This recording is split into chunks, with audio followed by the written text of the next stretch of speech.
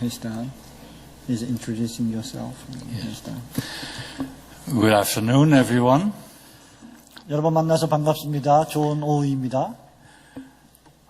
I thank the speaker for introducing me. I don't know what he all said about me, but I trust it's okay. 저에 대해서 소개해 주신 걸로 아는데 무슨 말씀을 하신지는 전 잘 모르겠지만 아마 괜찮은 말을 하는 것 같습니다. Let me start with a note of thanks for inviting me to give some lectures on a topic that is not very popular in our time. Perhaps it never was. Many people don't even know about the canons of Dort, or they certainly don't care about it. Not only here in South Korea, but also in North America and Europe, the word canons to English ears has a military rather than a religious connotation. 많은 사람들에게 사실은 잘 알려지지 않았고 아마 전혀 또 알려지지도 않았던 그런 주제이고 관심을 끄지도 못했던 주제인데 이런 주제에 대해서 강의를 할 수 있도록 이렇게 초대해 주신 것 진심으로 감사드리고요. 우리가 도르트 신경에 대해서 공부하는데 이 도르트 신조의 캐논이라고 하는 단어를 생각해 볼 때 한국뿐만 아니라 캐나다나 유럽이나 이런 영미권에서 이 단어를 생각해 볼 때 이 단어가 신학적인 용어보다는 군사적인 용어, 대포라고 하는 군사적인 용어로 알아듣는 경우가 많습니다.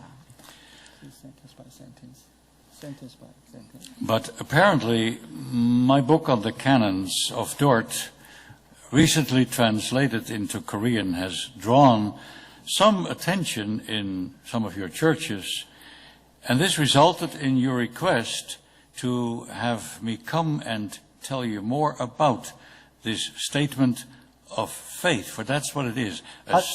하지만 이런 무관심에도 불구하고 최근 제 책이 한국어로 번역이 되었는데요. 이 도르트 신조 강해가 우리 한국에 있는 교회와 성도들에게 어떤 영향을 끼쳤고 관심을 받았던 것 같습니다. 그래서 아마 저를 초청해서 이 신조에 대해서 좀 더 상세하게 공부를 할 수 있는 기회를 아마 요청하신 걸로 알고 있습니다. But why would people living in the 21st century want to hear about something that happened in the Netherlands about 400 years ago? 그렇다고 하면 왜 21세기를 살아가는 저와 여러분이 400여 년 전에 네덜란드에서 발생했던 이 일에 대해서 우리가 알아야만 하는 것입니까? Well, because the historical background to the event and the theological discussions that surrounded it is not only interesting, but also very important, as I hope to show. 이 이유는 이 도르트 신조의 역사적 배경과 이 사건을 둘러싼 여러 가지 신학적인 논쟁이 흥미로울 뿐만 아니라 매우 중요하기 때문인데 그것에 대해서 제가 말씀드리기를 원합니다.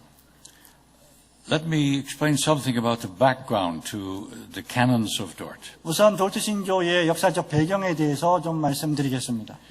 The canons of Dort are the product of the synod of the Reformed Church in Dordrecht, the Netherlands, in the year 1618 to 19.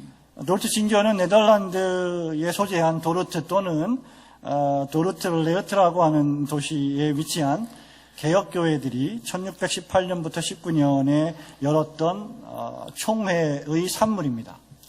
The reason for convening this synod was to deal with the teachings of a certain Jacob Arminius, whose views led to the so-called Arminian controversy. 이 총회가 열렸던 이유는 여러분 잘 아시는 대로 야콥 알미니우스라고 하는 사람의 가르침 때문에 소집이 되었는데 그 가르침이 당시에 네덜란드 연합주에 있는 많은 개혁교회들에게 혼란을 일으켰기 때문입니다. This controversy shook the Reformed churches of the United Provinces, as the Netherlands were called at that time. 이 당시에 개혁교회들을 흔들고 어지럽혔던 이 논쟁이 바로 알미니안 논쟁으로 연결되었던 것입니다. The nature of the debate was purely theological, but because in those days the church and state were closely intertwined, The controversy was soon entangled in the political issues of the day. 당시에는 교회와 정부가 긴밀하게 연결되어 있었기 때문에 이게 처음에 시작될 때는 순수하게 본질적으로 신학적으로 시작이 되었는데 이 이슈가 정치적 이슈가 되었고 결국 민족 전체에 영향을 미치게 된 것입니다. The controversy or the conflict affected the entire nation. 이 갈등이나 이 논쟁은 이 네덜란드 국가 전체에 영향을 미치게 되었습니다. But how did the state become involved in the church's theological debates? 그렇다면 어떻게 이 정부가 이 교회의 신학적인 토론, 논쟁에 관계하게 되었을까요? What was the controversy all about? 이 논쟁의 핵심 내용들은 과연 무엇이었습니까? What theological issues were at stake? 이 논쟁으로 인해서 어떤 신학적인 사안들이 위협을 받고 있었습니까?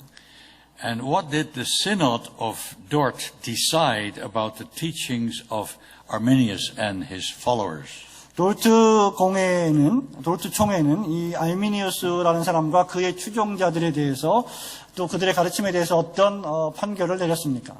To our modern minds, it seems incongruous that the state would be involved in the theological matters of the church. But in the 17th century, this was commonplace. 오늘날의 사고방식으로는 사실 이 교회의 신학적 문제를 국가나 정부가 관여한다는 것이 좀 낯설게 여겨지겠지만 17세기의 당시에는 이것이 대단히 흔한 일이었습니다.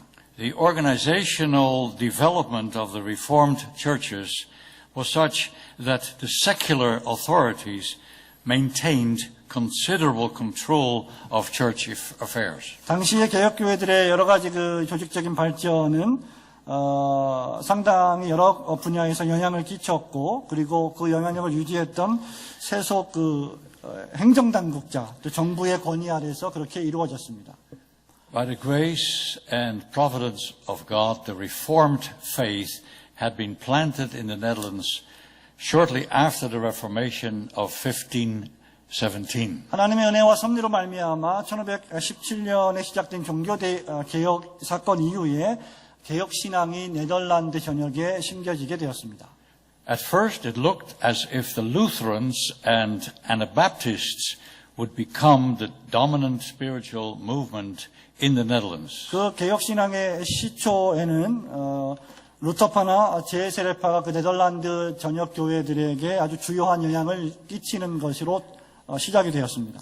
However, they were gradually overtaken by the Reformed or Calvinist wing of the Reformation. 하지만 얼마 지나지 않아서 개혁주의권 또는 칼빈주의 진영이 이 종교개혁 신학을 이렇게 점유하게 되었습니다.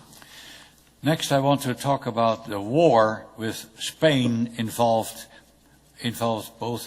both church and state. 그다음에 제가 여러분에게 말씀드리고 싶은 것은 교회와 정부가 모두 관계되었던 스페인 전쟁에 대해서 소개하고자 원합니다.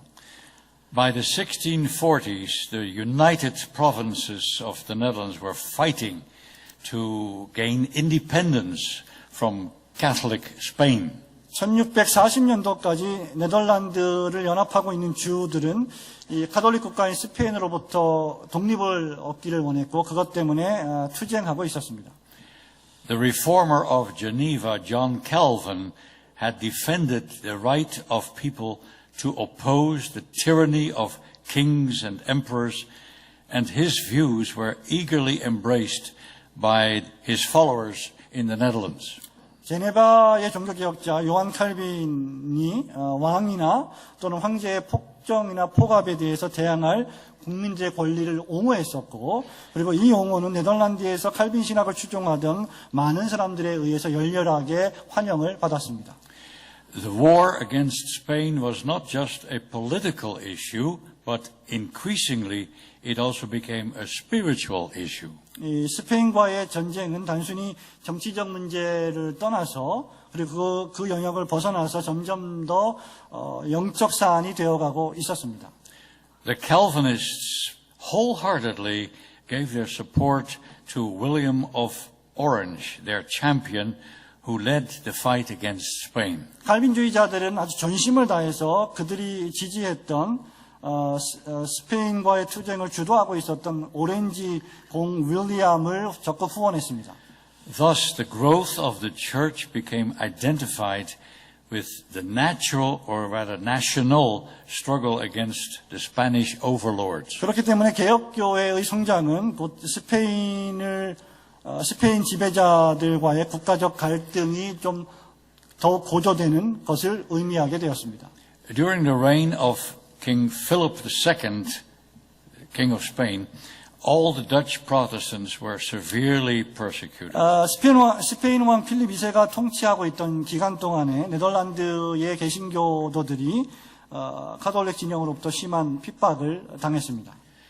His aim was to stabilize the Roman Catholic Church and exterminate heresy. 필립 2세의 목적은 무엇이었습니까? 그것은 로마 카톨릭 교회를 국가에 정착시키고 그리고 다른 신앙들, 다른 이단들을 척결하고자 하는 것이었습니다.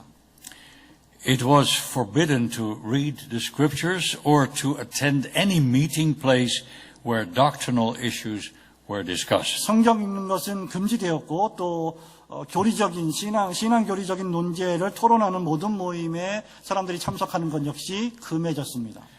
Failure to inform against a person suspected of heresy made one guilty of treason. 만약 어떤 사람이 이단을 가르치는데 이단이라고 의심되는 사람을 고발하지 않는다면 그건 역시 국가를 반역하는 죄로 간주되었습니다. Thousands of Protestants were put to death, hanged, beheaded, or burned alive at the stake. 그 결과 수천 명의 개신교인들이 이 일로 말미암아 화형을 당했고 또 죽음을 당했습니다. William of Orange, the one I just mentioned, struck back against the Spanish army. 제가 방금 말씀드린 오렌지 공 윌리엄이 스페인 군대에게 반격을 가하기 시작했습니다. Soon war engulfed the entire nation. 이 사건은 얼마 안 가서 전체 국가가 전쟁에 빠지는 일을 초래했습니다. At first, all Dutch people were united behind William of Orange. 처음에는 모든 But this did not last. 처음에는 모든 네덜란드 국민들이 일치단결해서 오렌지 공 윌리엄을 지지했는데 이 지지는 오래 가지 못했습니다. A division took place along religious lines. 종교적인 연합전선에 일종의 분열이 발생했기 때문입니다. The Catholic South formed the League of Arras, promising loyalty to the Catholic Church and the King. 네덜란드 남쪽에 위치하고 있는 카톨릭 세력들이 카톨릭 교회와 필립 2세에게 충성을 서약하는 아라스 연맹이라고 하는 것을 맺었습니다. The northern provinces responded with the Union of Utrecht in 1579. 반면에 북부에 있는 주들은 1579년에 위트렉트 연맹으로 이 일에 대하여 대응하기 시작했습니다. And 2 years later they declared independence from Spain. 그리고 그로부터 2년 후에 그들은 스페인으로부터의 독립을 선언했습니다. Now it was during these turbulent years that the Reformed churches of the Netherlands experienced considerable growth. 그런데 놀랍게도 네덜란드 개혁교회들은 바로 이 혼란의 시기, 요동의 시기에 큰 성장을 경험하게 되었습니다. In 1568, the convent of Wesel, the first general assembly of the Reformed churches, met in secrecy in Germany, just across the border. 1568년도에 첫 번째 총회인 바젤 총회가 열렸는데 그것이 바로 네덜란드 국경 바로 맞은편에 위치한 독일 지방에서 아주 은밀하게 개회가 되었습니다. Some provisional regulations for ecclesiastical life and order were drawn up. 거기서 기독교적인 신앙생활 규칙과 질서에 대한 시험적 규정들이 일부 제정되었습니다.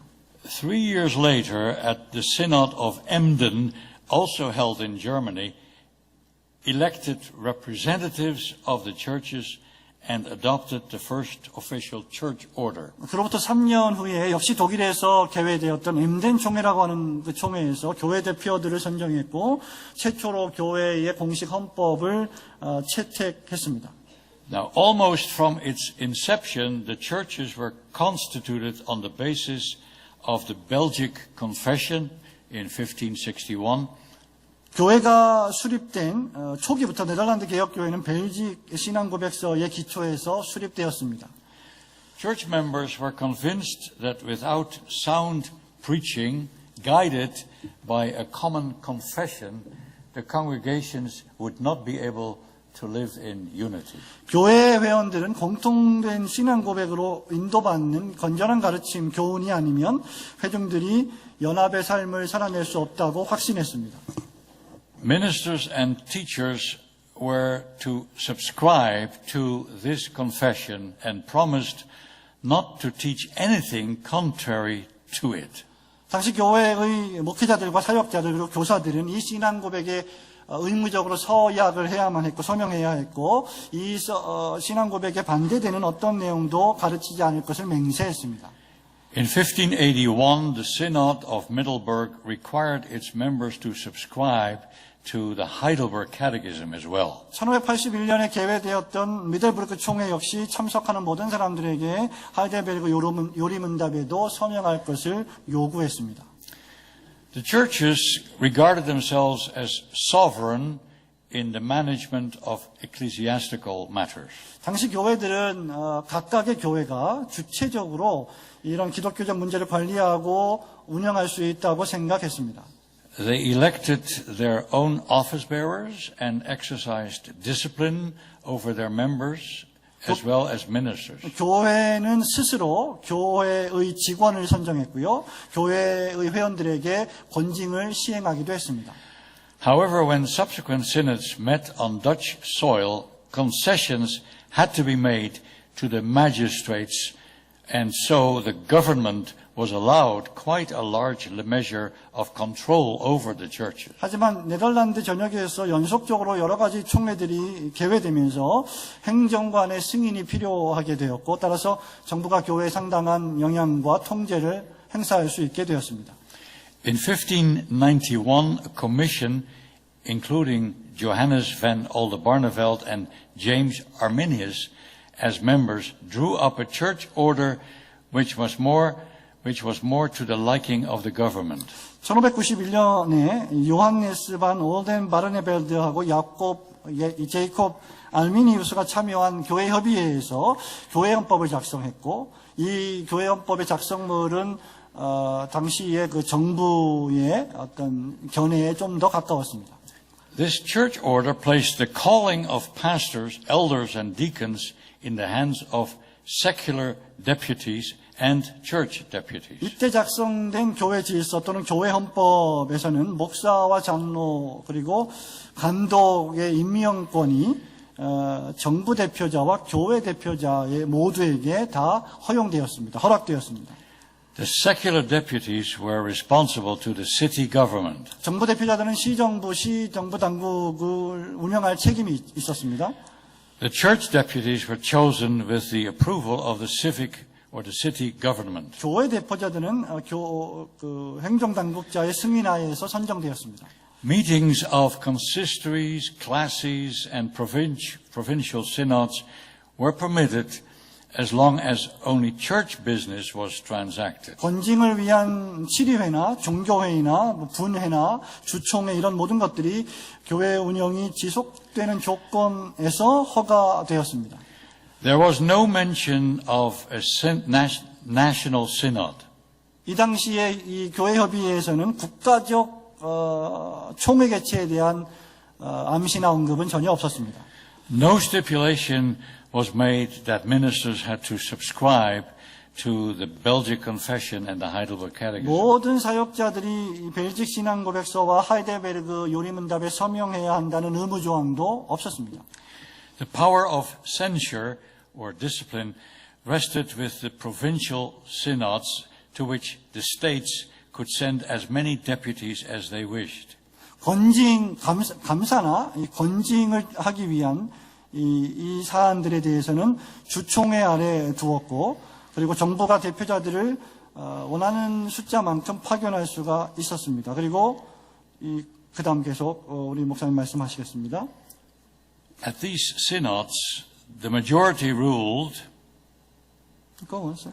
Thus, the secular authorities maintained a great deal of influence in the Reformed churches. 그렇기 때문에 총회는 그 당시에 모인 총회는 다수결의 원칙에 따라서 운영되었을 뿐만 아니라 그래서 그 결과 정부 세력이 개혁 교회들에게 상당한 분량의 영향력을 끼칠 수 있게 된 것입니다.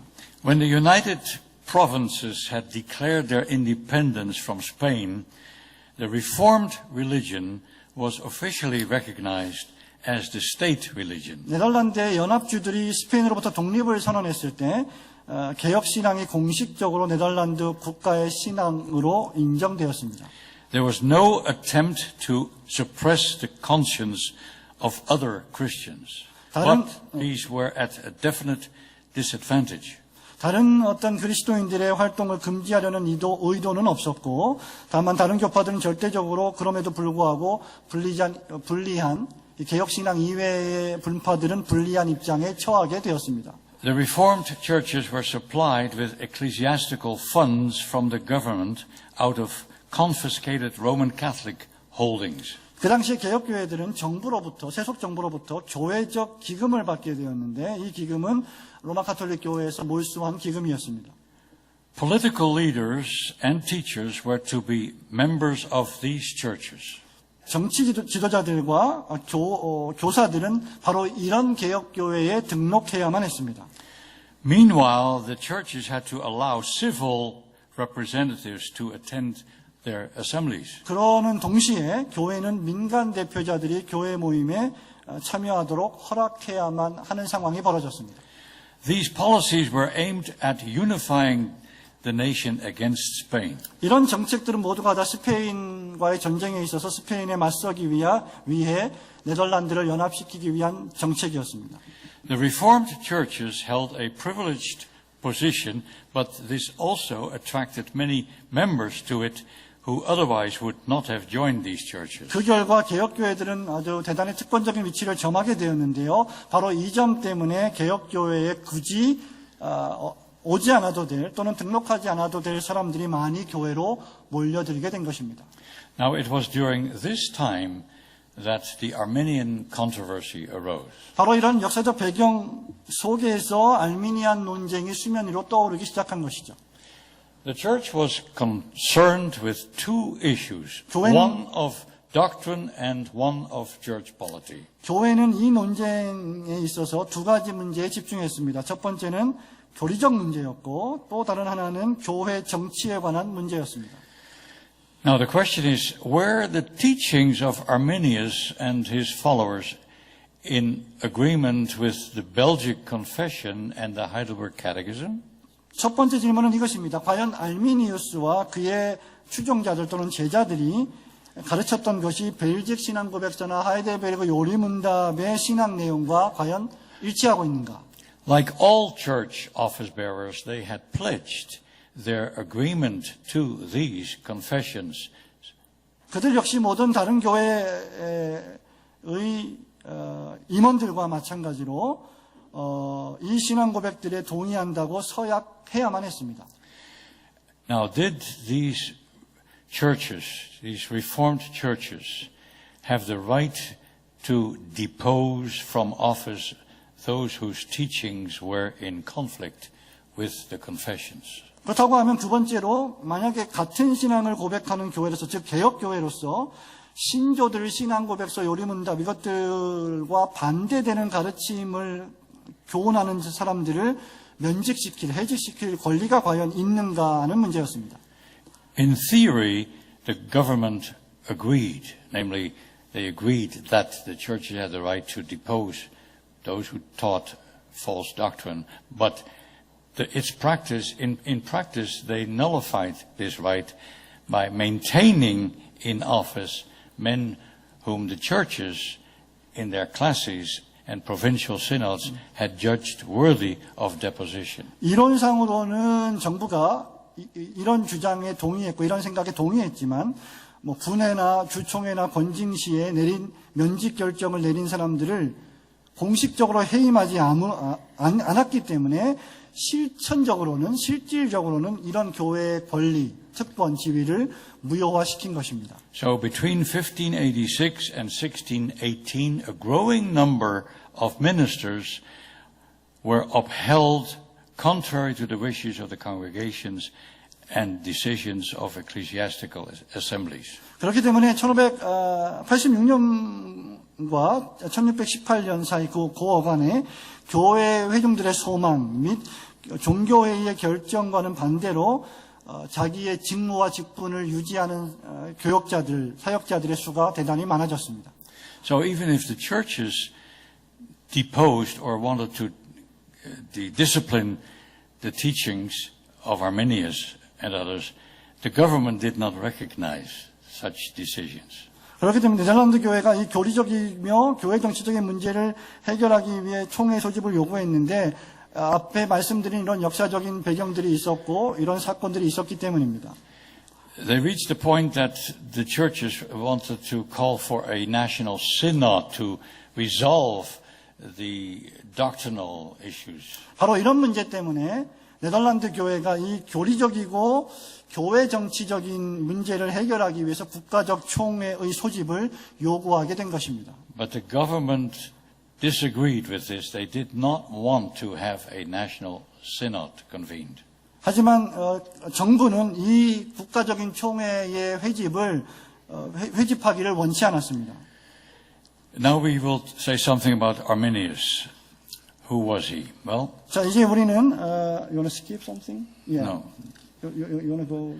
I'll give you a biographical sketch of Okay, Arminius. Yes. 자, 그러면 이제 우리는 알미니우스가 어떤 사람이었는가에 대해서 말씀드리기를 원합니다. It was during this unsettling period that Arminius gained influence in the Reformed churches. 바로 이런 어떤 역사적인 동요의 시기, 혼란의 시기 알미니우스가 개혁교회 안에서 상당한 영향력을 점하게 되었습니다. James Arminius was born in South Holland in 1560. 제임스 알미니우스는 1560년에 네덜란드 남부지방에서 출생했습니다. At Geneva, the city of Calvin, he studied under Beza, who was the successor to Calvin. 칼빈의 도시였던 제네바에서 칼빈의 후계자였던 데오도로 베자 밑에서 그는 학생으로 수학했습니다. In 1588, he became one of the ministers in Amsterdam. 1888년에 암스테르담에서 알미니우스는 목사가 되었습니다. His preaching was soon called into question. 그의 설교는 머지않아서 상당한 의문을 불러일으키게 되었지요.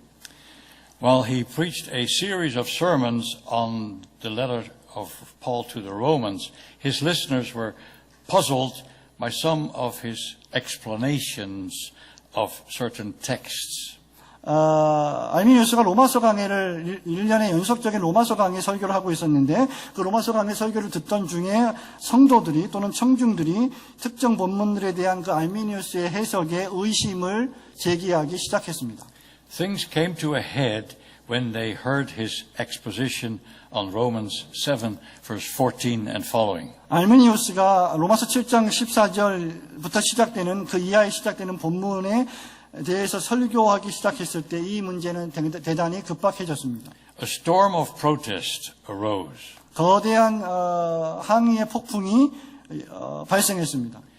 The Apostle Paul there in Romans 7 speaks of being carnal, sold under sin, and Arminius interpreted that statement as coming from a man who is unregenerate, not generate, as most Reformed exegetes understood it. 로마서 7장에서 사도 바울은 이 본문이 죄 아래 팔려서 육에 속한 성도의 상태를 이야기하고 있었는데 알미니우스는 이러한 진술을 중생받지 못한 자의 고백으로 해석을 했는데 이런 해석은 개혁주의자들의 해석과는 배치되는 해석이었습니다. In preaching on Romans 8 through 11, he stressed man's free will, and in explaining Romans 13, he ascribed to the civil government the highest authority in ecclesiastical and religious matters. 로마서 8장부터 11장을 설교하면서 알미니우스는 인간의 자유의지를 대단히 많이 강조했고요. 로마서 13장을 주의하고 설명하면서 알미니우스는 교회적 문제뿐만 아니라 신앙적 문제에 대한 가장 높은 권위가 시민정부에 있다, 세속정부에 있다라고 가르치기 시작했습니다. Arminius' senior colleague in Amsterdam, a man by the name of Petrus Plancius, registered a protest against him which was investigated by the consistory.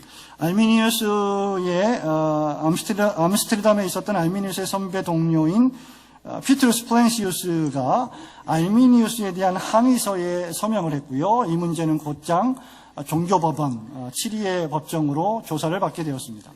Rumors spread throughout the country. 소문이 나라 전체에 급속도로 퍼졌습니다.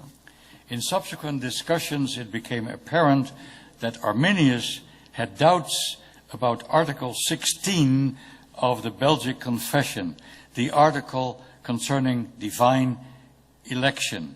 However, Arminius pledged to adhere to what was taught in the confession, something which he claimed to have been doing all along. 이어지는 많은 그 토론과 변론 끝에 결국은 알미니우스가 이 벨직 신앙고백서, 즉 하나님의 선택교리를 말하고 있는 벨직 신앙고백서 제16조에 대해서 불신하고 있다는 것이 밝혀졌고, 그럼에도 불구하고 알미니우스는 임직시에 이 벨직 신앙고백에 가르치는 내용을 고수할 것을 서약을 했었습니다. 그리고 자신은 그 서약을 잘 지켜왔다고 주장했습니다.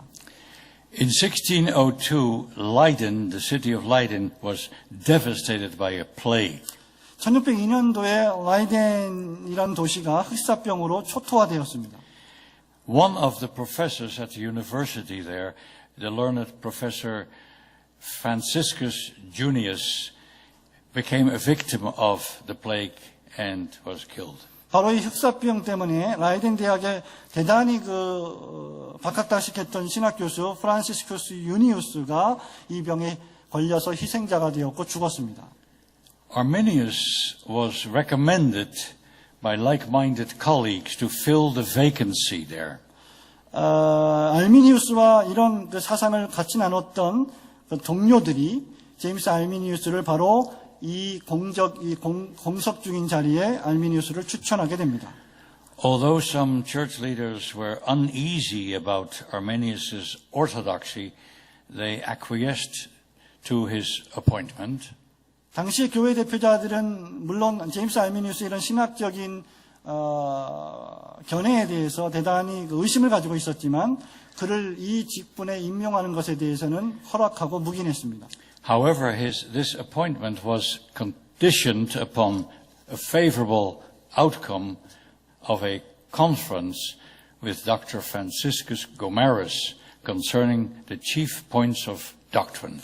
하지만 이 임명은 반드시 그 프란시스커스 고마로스 박사와 함께 기독교의 근본 교리에 대한 회담을 거친 후에 그 결과 호의적인 그런 답변이 나왔을 때만 유효하다는 조건이었습니다. Gomarus was also a professor at Leiden, and he was a strict Calvinist. 고마로스 박사 역시 라이덴 대학의 교수였고요.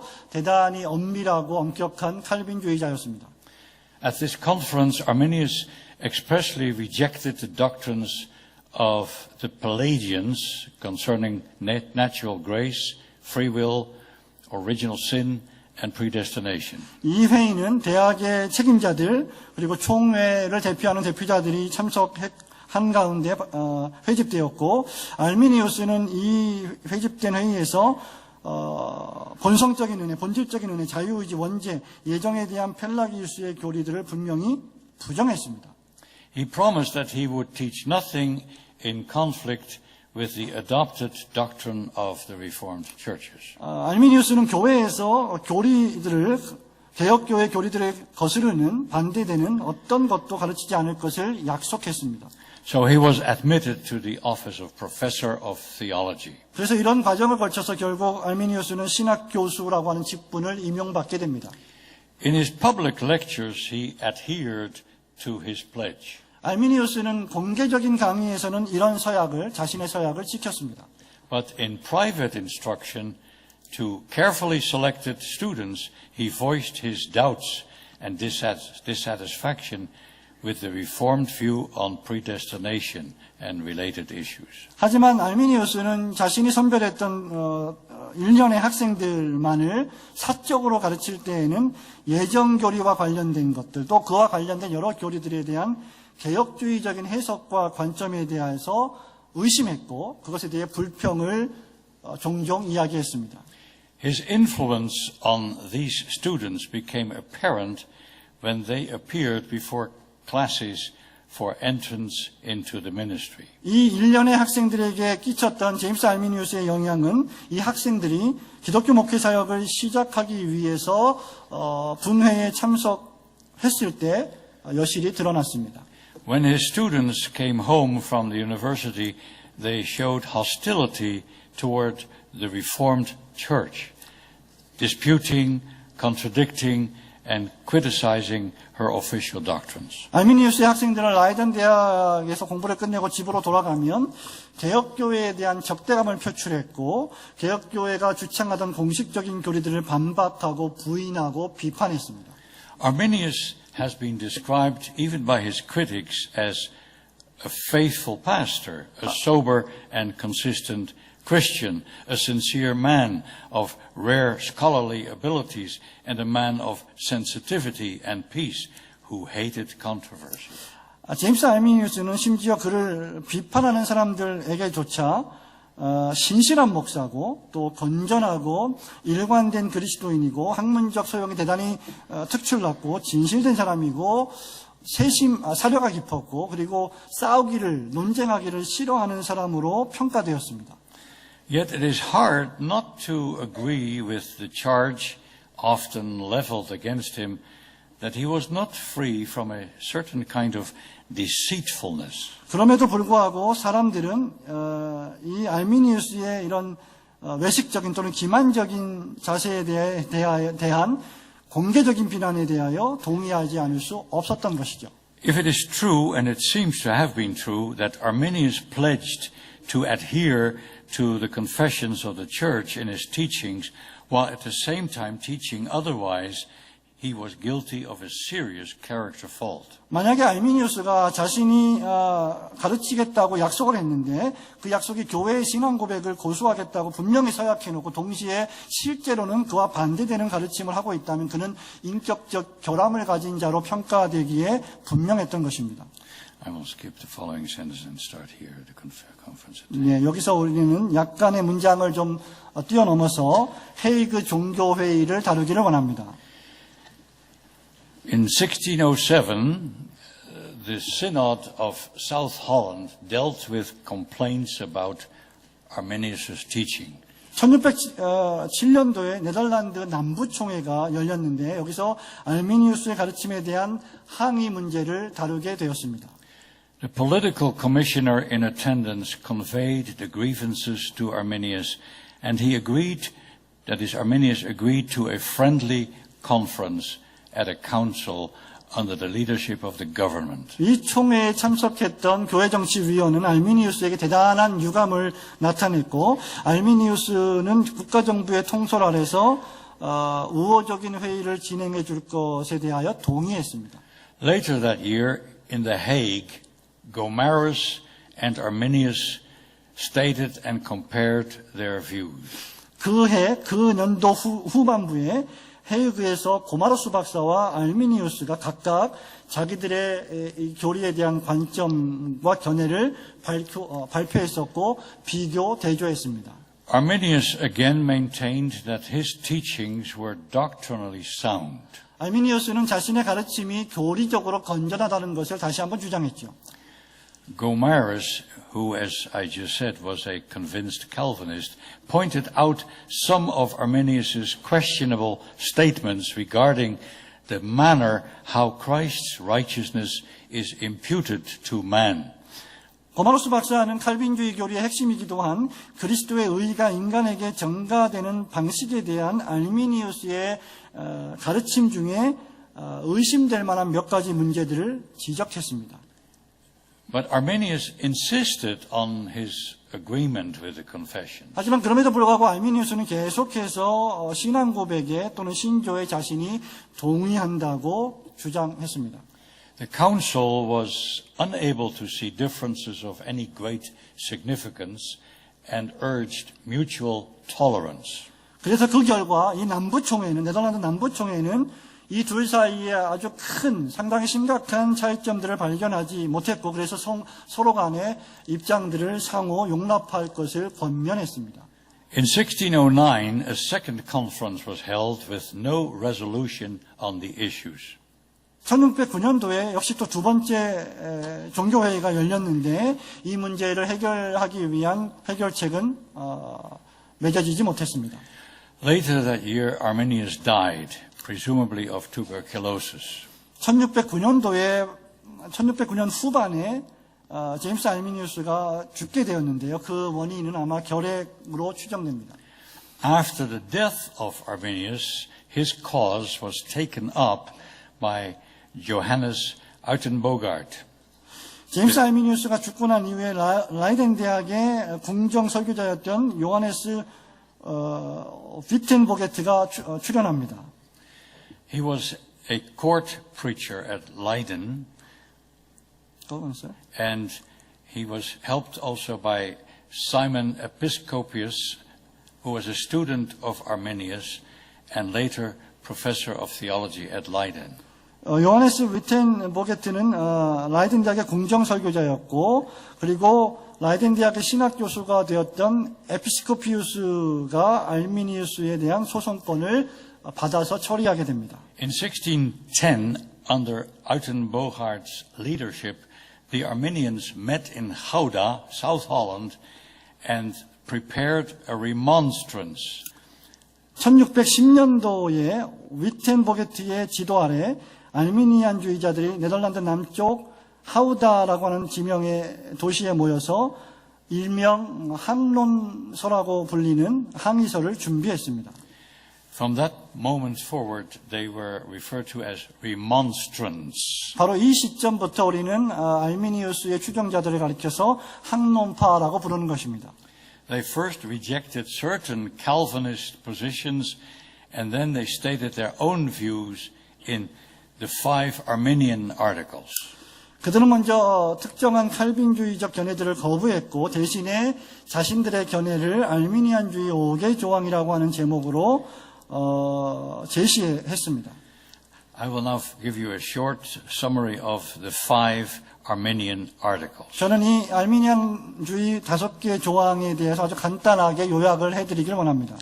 Number 1. 첫 번째입니다.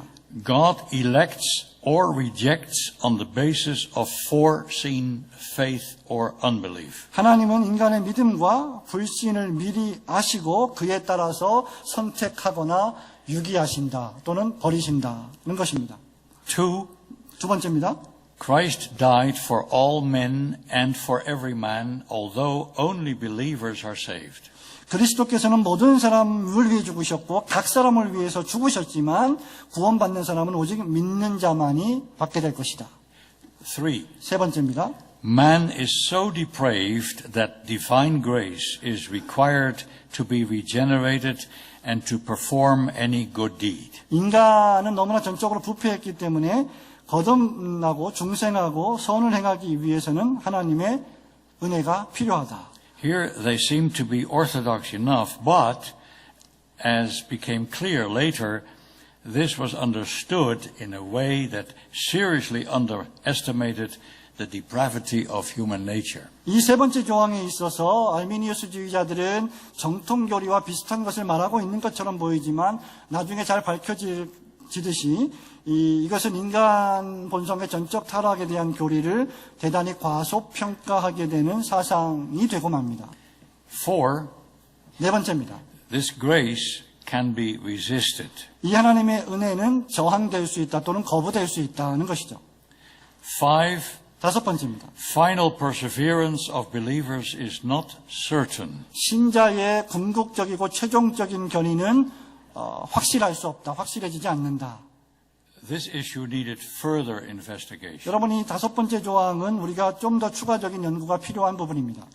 In the following year, the Calvinists responded with a counter remonstrance. 그 다음 해에 칼빈주의자들이 바로 이 항론서에 대한 반항론서를 발표함으로써 알미니우스주의자들의 항론서에 대해 대응했습니다.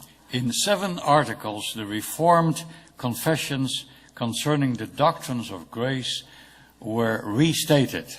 은혜의 교리에 대한 개혁주의적인 신앙 고백이 7가지 종목으로 7가지 조항으로 다시 한번 진술되었습니다. In 1611, a conference was held at The Hague, but no agreement was reached. 1611년도에 헤이그에서 종교회의가 열렸지만 그 어떤 합의점도 찾지 못했습니다. Now the next section deals with Prince Maurice versus Van Oldenbarneveld. 자, 다음에 우리가 살펴볼 내용은 모리스 왕자라고 하는 사람과 반 올덴바르네벨드라고 하는 사람과 사이에 있었던 논쟁입니다. The political leaders of the United Provinces felt that they could not remain on the sidelines any longer. 자, 이런 상황들을 지켜보고 있었던 네덜란드 연합주의 정치 지도자들은 더 이상 방관할 수만은 없음을 느끼게 됩니다.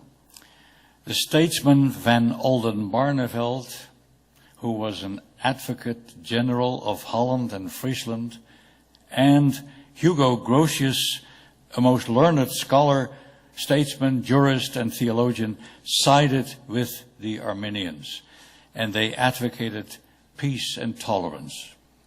국가 정치자였던 반 올덴바르네벨드하고 그리고 가장 박학다식했던 학자이자 정치가이자 법학자였던 여러분 잘 아시는 휴고 그로티우스라고 하는 사람이 알미니우스 편에 서서 서로 용납하고 화평할 것을 주장하기 시작했습니다.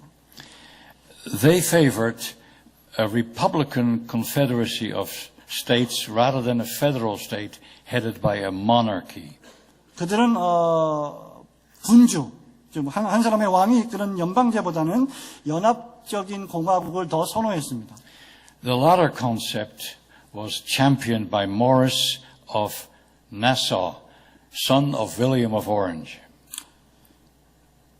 연합공화국 체제는 오렌지공 윌리엄의 아들이자 총독이며 공화국의 군사 지도자였던 나사우의 모리스라고 하는 사람이 이 체제를 옹호했습니다. This Maurice of Nassau was a military leader of the Republic. 이 나사의 모리스라고 하는 사람은 공화국의 군사 지도자였습니다. Maurice remained neutral until 1616. 모리스는 1616년도까지는 이 사안에 대해서 중립을 지켰습니다. Then, at the urging of his cousin William Louis Stadtholder, or governor of Friesland, and of Sir Dudley Carleton, the English ambassador to Holland, he, that is Maurice, sided with the counter-remonstrance and worshipped publicly with them in The Hague in 1617. 그렇게 중립을 지키다가 총독 윌리엄 루이스와 영국 대사 더들리 칼턴 경에게 설득된 나머지 반항론파 편에 섰고 1617년도에 헤이그에서 공식적인 예배를 드리기 시작했습니다.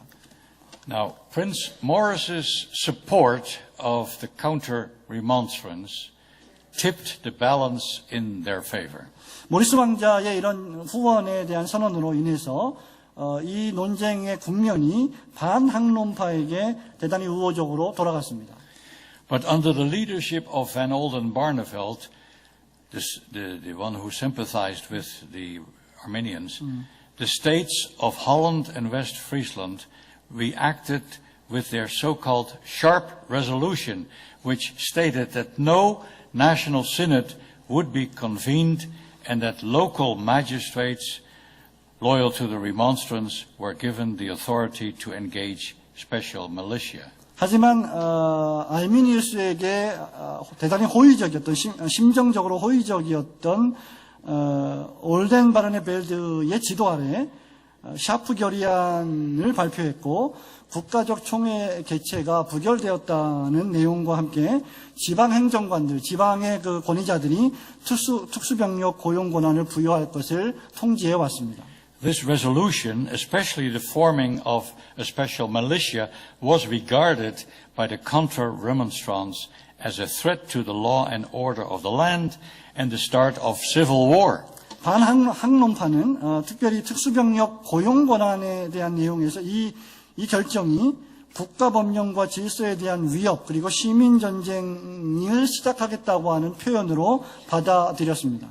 Morris, realizing that a split in the state was now inevitable, decided with support from the majority of the provinces that a national synod would be convened to deal with the emergency which threatened to destroy both church and state. 그래서 상황이 이렇게 급박하게 돌아가자 모리스 왕자는 네덜란드 주들이 분열되고 있다는 것을 더 이상 간과할 수 없고 피할 수 없음을 깨달았고 대다수의 주들의 지지를 받아서 국가적 총회 개최를 열어 이 모든 양측의 문제들을 파멸로 몰고 가는 긴급 상황에 대하여 대처하기로 결정했습니다.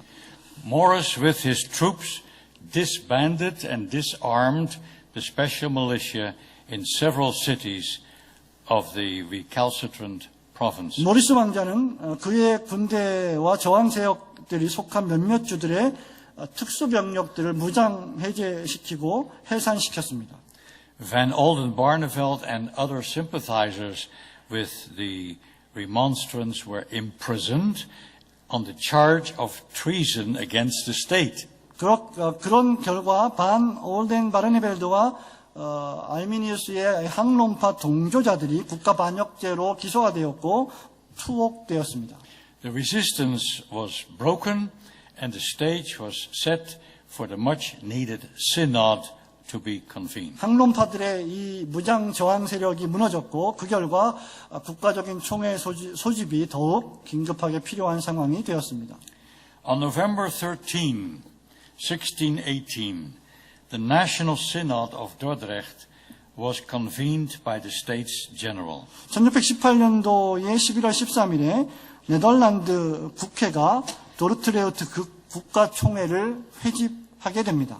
Although it was officially a synod of the Reformed churches of the Netherlands, invitations had been sent to all the Reformed churches in Europe, requesting them to send men of scholarship to help the Dutch churches deal with what was seen as a very important doctrinal issue. 공식적으로 볼 때 이 총회는 네덜란드 개혁교회를 위한 총회였지만 유럽의 모든 다른 개혁교회들에게도 초청장이 발송되었고요. 이 초청장에는 네덜란드 교회가 대단히 중대한 교리적 문제들을 다루어야 하기 때문에 각국의 신학자들을 보내어달라는 요청이 있었습니다. Many churches accepted this invitation with the result that when synod met, there were, in addition to the Dutch delegates, 26 representatives from 8 foreign countries who were seated and given voting rights. 그 결과 많은 교회들이 이 초청을 받아들였고요. 결국 총회가 회집되었을 때 네덜란드 대표들뿐만 아니라 8개의 다른 외국 국가들에서 온 28명의 대표가 참석해서 의결권을 부여받았습니다. After a prayer service, synod was convened and opened by the chairman Johannes Bogerman. 예배가 마쳐진 이후에 의장 요하네스 보헤르만이 총회의 소집과 개회를 선언했습니다. The first official business was to take the following oath. 첫 번째 공적인 사역은 다음과 같이 서약하는 맹세를 하는 것입니다. Every delegate was supposed to say, I promise before God in whom I believe and whom I worship as being present in this place and as being the searcher of all hearts, that during the course of the proceedings of this synod, which this is a long sentence, I'm sorry. Maybe you can. You just stop there. I'll stop there. Yeah. All right. 이 총회에 참석한 모든 대표자들은 손을 들고 나는 내가 믿고 경배하는 하나님, 지금 이 자리에 임재하여 계시는 하나님, 모든 마음을 살피시는 하나님께 서약합니다라고 말해야 했습니다. This synod, which will examine and decide not only the 5 points and all the differences resulting from them, but also any other doctrine I will use no human writing, but only the word of God, which is an infallible rule of faith. 계속해서 서약하는 중에 이 총회는 5가지 학론과 거기서 발생하는 모든 차이점들을 면밀히 조사하고 결정할 것이며 총회가 진행되어가는 과정 속에서 나는 인간의 글이 아닌 오직 믿음의 무한, 신앙의 무한 규칙이 되는 하나님의 말씀만을 사용하겠습니다. And during all these discussions, I will only aim at the glory of God, the peace of the church, and especially the preservation of the purity of doctrine. 또한 모든 토론 중에서 내 목적이 오직 하나님의 영광과 교회의 화평과 특별히 교리적 순결의 보존이 되게 노력하겠습니다. So help me, my Savior Jesus Christ. I beseech him to assist me by his Holy Spirit. 그러므로 나의 구주 예수 그리스도께 도움을 요청합니다. 그분의 성령으로 나를 도우실 것을 간구하옵나이다 라고 서약해야 했습니다. Now we will deal with the Synod's main issue. 자, 이제 우리는 이 도르트 총회의 주요 안건을 살펴볼 것입니다. The principal item on the agenda had to do with the Armenian controversy. 총회가 다룰 안건 중에 가장 주요한 안건은 바로 알미니우스주의 논쟁에 관한 것이었죠. Before coming to Dordrecht, the Armenian delegates met first in Rotterdam to prepare for the meeting with their opponents. 알미니우스 측 대표자들은 도르트레흐트로 오기 전에 로테르담에서 이미 먼저 모여서 자신들의 반대측과 어떻게 이 문제를 회의할지를 서로 준비하며 토론했습니다. They chose their own officers, intending to present themselves as a kind of counter-synod. 그들은 총회 자체에 대해서 반대한다는 입장을 표명하기로 합의하고 결정하고 그리고 자기 측의 대표자들을 선출했습니다. They wanted to deal with Synod as a party in the controversy, after which the government, with the advice of the foreign delegates, would give its verdict. That was their hope. 이것은 바로 그들의 어떤 소망이었는데요. 그들은 총회 자체를 신임할 수 없는 논쟁의 당사자로 취급하기로 결정했고 이에 대해서 외국 대표자들의 권고 및 정부 측의 판결을 요청하기로 한 것입니다. 이것이 그들의 소망이었습니다. Upon arrival in Dordrecht, Simon Episcopius, their spokesman, was seated opposite Bogerman, the president of the synod. 도르트레흐트에 도착한 그날 학론파 대변인이었던 시몬 에피스코피우스가 총회장 보헤르만의 바로 맞은편에 앉아 있었습니다. On the second day, an incident occurred which was typical of the sessions as long as the Armenians were present. 두 번째 날에는 알미니우스주의자들이 참석하는 동안에 전형적인 어떤 종교회의가 어떤 사건이 발생하게 됩니다. Episcopius delivered a long oration, learned and eloquent, but, as many thought, also impertinent. 그 사건은 에피스코피우스가 아주 오랜 시간 동안 연설을 했는데 이것이 학술적이고 유창한 연설이긴 했지만 많은 사람들이 생각할 때 대단히 무례한 연설이었던 것입니다. He cast aspersions on the Synod, on the States General, and on Prince Maurice. 에피스코피우스는 총회에 대해서 그리고 네덜란드 교회에 대해서 국회에 대해서 그리고 모리스 왕자에 대한 비평을 쏟아내기 시작했습니다. The remonstrants persisted in denying Synod's authority to sit in judgment upon them. 그래서 학론파들은 총회가 주도하는 권위 아래 앉아서 판결받는 일 자체를 계속해서 거부한 것입니다.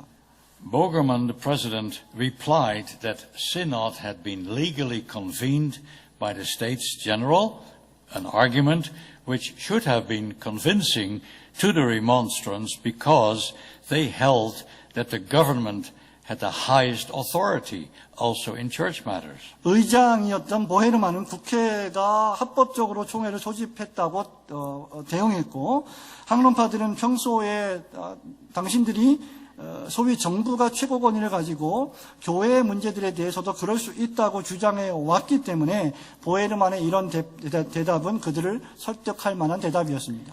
It became a long and tiresome struggle.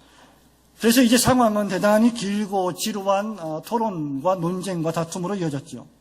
When asked to put their objections to the confessions into writing, the remonstrants refused. 총회가 항론파들에게 그들 자신이 개혁주의 신앙 고백에 대하여 반대한다는 내용을 서면으로 작성하라고 요구하면 그들은 거절했습니다.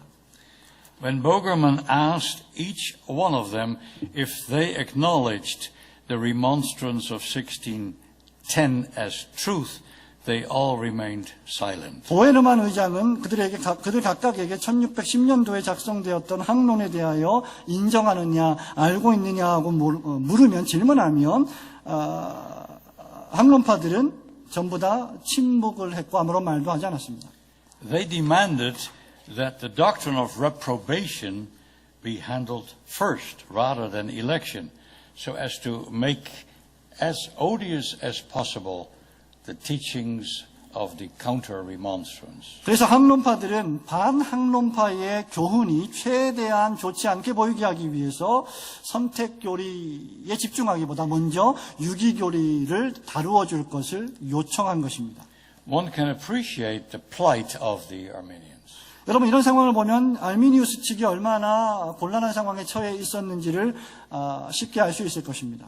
You could say that they were predestined to lose the debate. 어찌 보면 항론파들은 이 논쟁에서 지도록 패배하도록 예정되어 있었는지도 모릅니다. Yet they were not about to yield. 그럼에도 불구하고 그들은 양보하려고 하지 않았고 항복하려 하지 않았습니다. Their only alternative was to obstruct procedure as much and as long as they could, cast their opponents in a bad light whenever possible, and attempt to put as good a face as possible on their own position. 항론파들의 유일한 대책은 총회의 회의 진행을 최대한대로 아주 오래 끌고 가는 것이었고, 그리고 그것을 방해하는 것이었고, 기회가 될 때마다 반항론파들의 주장을 비방하는 것뿐이었습니다. It became so bad that Bogerman had to dismiss the Armenians.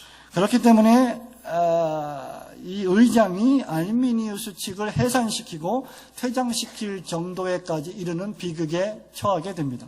During the month of fruitless effort to deal with the matters at hand, Bogerman conducted himself with patience and restraint, but everyone realized this could not continue. 한 달 동안 이런 당면한 문제들에 대해서 해결하려고 노력을 했지만 그 결과는 무익했고, 그동안 총회의 의장인 보헤르만은 인내와 절제 가운데 행동했습니다. 그러나 모든 사람들이 다 이러한 상황이 계속될 수는 없었음을 깨닫게 됩니다. In closed session, Synod deliberated what action to take, concede to the Armenians' demands or send them away. 총회는 은밀한 회의를 통해, 비공개 회의를 통해서 이제 이 조치에 대해서, 이런 사안에 대해서 어떤 조치를 취할지 고민했습니다. 그들의 요구를 받아들일 것인가, 아니면 그들을 돌려보내고 항론에서 뽑아낸 의견들을 그들의 입장으로 정할 것인가 말입니다. After several unsuccessful attempts to persuade them to comply, Synod decided to order them in the name of the government to comply or negotiations would cease. 그래서 결국 총회는 항론파들에게 계속해서 이 일에 대하여 협조할 것을 설득했지만 실패로 돌아가자 더 이상 협조를 거부하면 모든 협상이 종결될 것이고 세속 정부의 이름으로, 시민 정부의 이름으로 그것을 지시하기로 결정했습니다. On January 14, 1619, and here you see how long this synod lasted. 여러분, 그렇기 때문에 지금 1619년 1월 14일, 그러니까 이 총회가 얼마나 오랫동안 진행되었는지를 알게 될 것입니다. Bogerman asked Episcopius and his followers for their answer. 보헤르만 의장은 에피스코피스와 그의 추종자들에게 알미니우스의 대답을 요구했습니다. They replied that they would not submit to synod. 하지만 그들은 총회의 권위를 인정할 수 없다고 반응했습니다.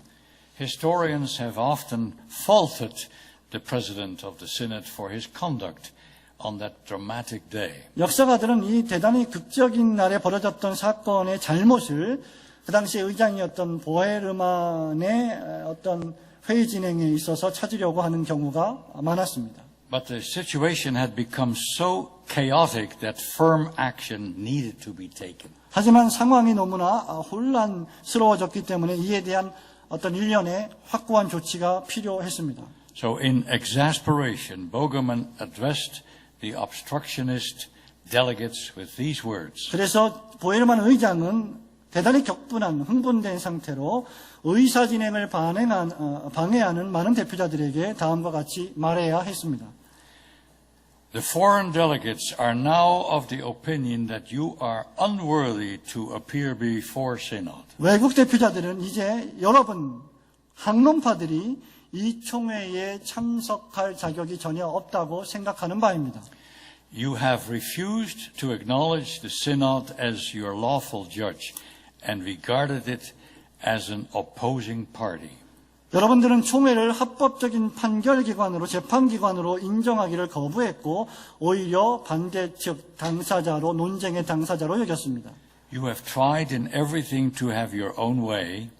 여러분들은 여러분 마음대로 모든 것을 진행했습니다. You have despised the decision of synod and of the political commissioners. 여러분들은 총회의 결정뿐만 아니라 정치위원회의 결정도 다 무시했습니다. You refused to answer questions. 여러분들은 주어진 질문에 대한 답변을 하기를 거부했죠. You declared the credentials to be invalid. 여러분들은 총회에 대한 국회의 신임이 효과가 없다고 발언했습니다. 주장했습니다. Synod has treated you with gentleness, 총회는 대단히 예의를 갖추어서 여러분들을 대우했습니다. but you have been lying from the beginning to the end. 하지만 여러분들은 처음부터 끝까지 거짓말로 일관했습니다. With this eulogy we will let you go. 이 연설을 통해서 우리는 학론파들을 총회에서 나갈 것을, 퇴장할 것을, 제적할 것을 결정합니다. God will keep his word and he will bless the synod. 하나님은 당신의 말씀을 반드시 지키실 것이며 총회를 축복하실 것입니다.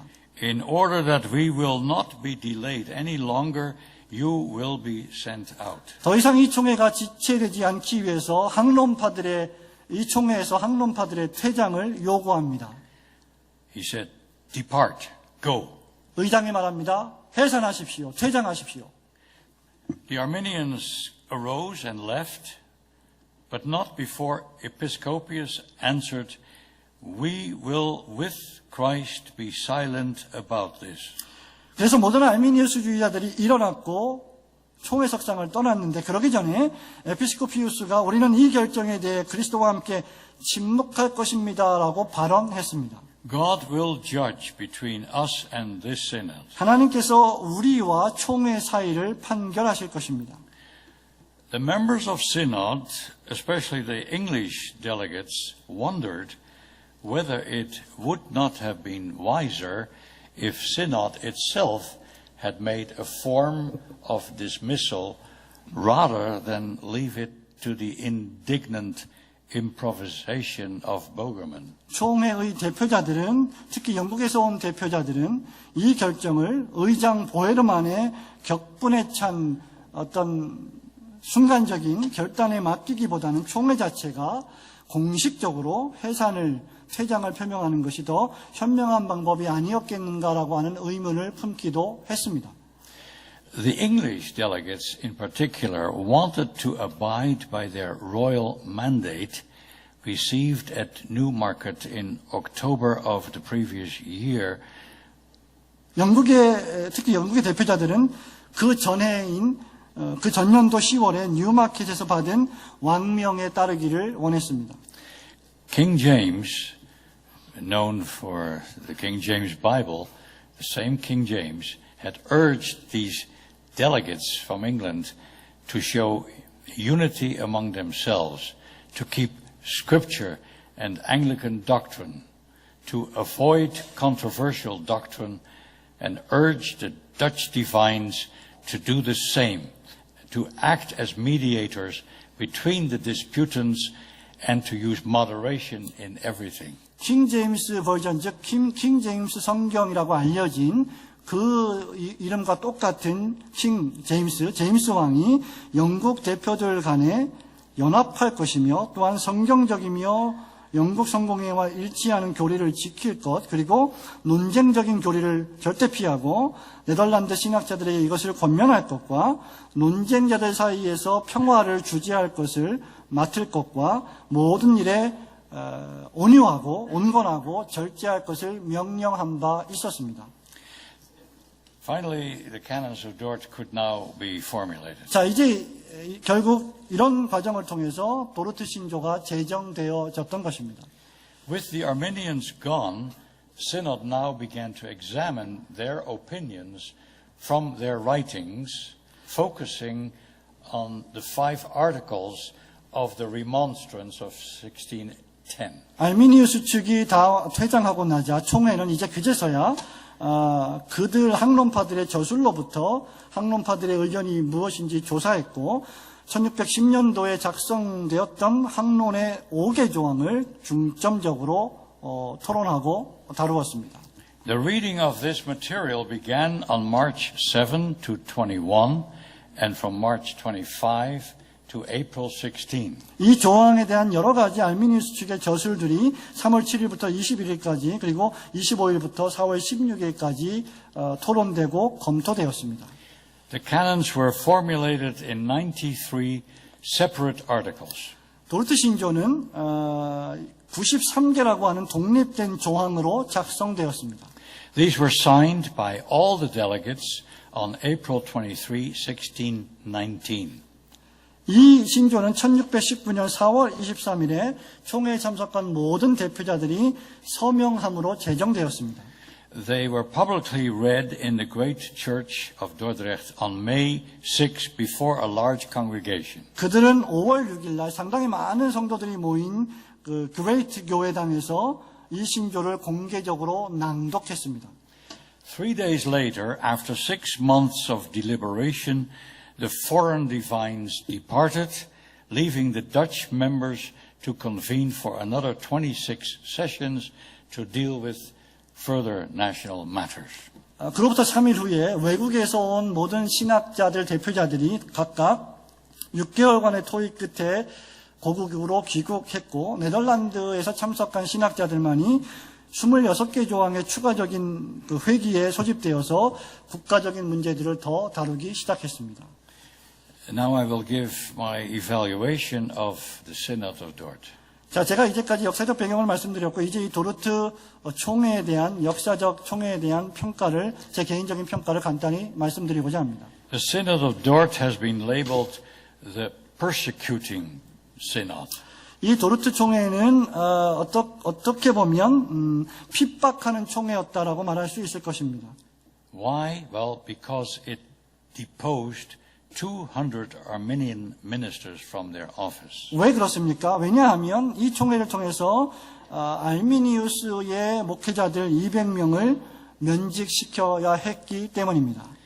80 of these men were banished, nearly 70 agreed to be silenced and refrain from their ministry, and 40, upon accepting the decisions of Synod, were restored to their office. 그 200명 가운데 약 80여 명은 추방을 당했고 70여 명 가까이는 더 이상 사역을 하지 않고 조용히 지내라고 하는 명령에 동의를 했으며 나머지 40명은 도르트 총회의 결정을 수용하는 조건으로 다시 복직되었습니다. The political leaders of the Remonstrance were arrested. 학론파를 지지했던 당시의 정치 지도자들은 모두 다 체포되었고 구속되었습니다. Van Oldenbarneveld was declared guilty of treason and was beheaded on May 14, 1619. 학론파들을 지지했던 반 올렌바르네벨드는 이로 말미암아 반역죄 선고를 받았고 1619년 5월 14일에 참수형을 당하게 됩니다. This prompted the grim joke from Diotati, the delegate from the Reformed Church of Geneva, that, quote, the canons of Dort had shot off the advocate's head. 제네바 개혁교회의 대표자였던 디오다티라고 하는 목사가 이런 암울한 말을 남기게 됩니다. 도르트 신조가 학론파들을 지지하는 수장자의 머리를 날려버렸다라고 하는 좀 무거운 말을 남기게 됩니다. But the error of those who advocated and practiced what would today be considered minor and insignificant points of view was taken very seriously in those days and consequently punished accordingly. 오늘날의 관점으로 보자면 우리가 볼 때는 대단히 사소하고 가볍다고 여겨지는 관점들이지만 그래서 옹호될 수 있고 실행될 수 있는 관점들이지만 그 당시에는 16세기 당시에는 이것이 매우 심각한 죄로 취급되었고 그 죄에 대하여 상응하는 형벌을 당해야만 했던 것입니다. It should be remembered that the Reformed churches in the Netherlands were bound by two confessional statements, the Belgic Confession and the Heidelberg Catechism. 동시에 모든 네덜란드 개혁교회들이 벨직 신앙고백서와 하이델베르그 요리문답을 신앙할 것을 따를 것을 서약하고 있었다는 사실 또한 우리는 반드시 기억해야 합니다. The Arminians, like all office bearers in the Reformed Church, had pledged to abide by these official statements of the Reformed faith. 다른 개혁교회의 모든 사역자들뿐만 아니라 알미니우스파들도 역시 마찬가지로 이 개혁 신앙 고백과 신조의 주요 관점들에 대해서 따를 것을 맹세했지만 실제로 그들은 반항했고 그리고 대단히 외식적이고도 기만적인 방법으로 이 관점들에 대한 이의를 제기했습니다. But as it turned out, they defiantly and in devious ways disagreed with those official teachings of the church. And at some very important points, it was they who in the years previous to Synod had been intolerant towards those wishing to maintain the doctrines of the church. 그렇기 때문에 교회의 교리를 수호하기를 소망하던 사람들을 관용하지 못했던 것은 반학론파가 아니라 알미니우스 파들이었다는 것을 우리는 기억할 필요가 있습니다. Ministers who had been deposed for deviating from the standards of faith were maintained in office by the magistrates who had been sympathetic to the remonstrance. 세속 행정관들은 알미니우스파의 가르침을 고수하고자 하는 자들은 내쫓았지만 그래도 학론파를 동정했고 최종적으로 신앙적 표준에서 벗어나 면직당했던 사역자들 중에 일부를 다시 복귀시켜 주었습니다. While those ministers who had adhered to those doctrinal statements in the Belgic Confession and Heidelberg Catechism, they were ejected by the same magistrates, by the same government. 말하자면 이 하이델베르그 요리문답과 이 신앙고백서를 반대했기 때문에 그들이 면직을 당했는데 그 똑같은 신앙고백과 요리문답으로 말미암아 그들이 복직되었던 것을 우리는 기억할 필요가 있습니다. Those who had been loyal to the confessions had been deprived of the use of their buildings for worship. 이 학론파 For worship. The ones who Accountable had been Reformation? obedient, Okay, the good yeah, people, yeah. let's say, they were ejected. 반학론파는 그래서 건물에서 예배를 드리지 못하고 쫓겨나게 되었습니다. And now the shoe was on the other foot. 하지만 이제 입장이 뒤바뀌게 되었습니다. But the government did not suppress other religions. 네덜란드 정부는 다른 신앙 유파들을 억압하지 않았습니다. Holland tolerated the Pilgrims, the Lutherans, the Anabaptists, and even the Roman Catholics, although they were not allowed to erect public places of worship. 네덜란드 정부는 순례자들, 또 루터파들, 제세례파, 심지어는 로마 가톨릭 교회까지 수용을 했습니다. 하지만 그들이 예배할 수 있는 예배당은 설립하지 못하게 했습니다. The real issue here was whether the Reformed churches, as confessional churches, had the right to enforce these confessions and discipline those who disagreed with key elements of these confessions in their teachings. 여기서 실제로 진짜 문제가 되는 사항은 신앙 고백을 우리가 공유하는 교회로서 개혁교회가 이 신앙 고백을 신자들에게 강요할 권리가 있는지, 이 고백들의 핵심 요소들에 동의하지 않고 가르치는 것을 치리하고 권징할 권리가 있는지에 관한 문제였습니다. Despite some actions which we today would not wish to take, namely by telling the opponents to get out. That was something they did in those days more than we would do today. But despite that, we have to realize that this special synod gave the Reformed Church a valuable confession, an authoritative exposition of scriptural Calvinistic theology. 오늘날 우리 시대와 같으면 취하지 않을 법한 몇몇 행동들이 있었긴 했지만, 예를 들면 해산하시오, 퇴장하시오 이런 말들이 있긴 했었지만, 그럼에도 불구하고 이 총회는 개혁교회의 귀한 유산인 도르트 신조를 얻게 되었습니다. 이 도르트 신조는 성경적 칼빈주의 신학에 대한 대단히 권위 있는 해설이라고 할 수 있을 것입니다. In essence, 본질적으로 말할 때 the Arminian controversy represented an attack upon the sovereignty of God in the matter of man's salvation and exalted instead the role of man in his own salvation. 알미니우스 논쟁은 이 인간의 구원 문제에 대한 하나님의 주권 교리를 공격하는 것이었고, 그 대신 구원에 대한 인간의 역할을 높이는 반론을 대표하는 것이었습니다. The canons of Dort acknowledged, reaffirmed, and glorified God's sovereign grace. 하지만 도르트 신조는 하나님의 주권적인 은혜를 전적으로 인정하고 재확인하며 하나님만을 영화롭게 하는 신조였습니다. If we truly understand what happened so long ago in the city of Dordrecht, we will thankfully acknowledge that it is our faithful Savior who gathers and defends His church in spite of all heresies. 아주 오래전 발생했던 일인데, 우리가 그 아주 오래전 발생했던 도르트레우트라고 하는 도시에서 발생했던 이 사건을 본질적으로 잘 이해하게 된다면 바로 이것입니다. 우리 주변에 어떤 이단이 득세하고 있을지라도 신실하신 하나님과 구주께서는 자신의 교회를 모으시고 보존하시고 그리고 섭리하신다는 것을 인정하고 감사하게 될 것이라는 사실입니다. May God help us to be faithful so that in thankfulness we will also live and abide by these confessions to the praise of His glory. 그리고 우리 역시 감사함으로 이 신조들을 굳게 지키고 실천할 것을 맹세하며 이를 통하여 하나님의 영광을 찬양하게 되기를 소원합니다. Thank you for listening. 잘 들어주셔서 대단히 감사합니다.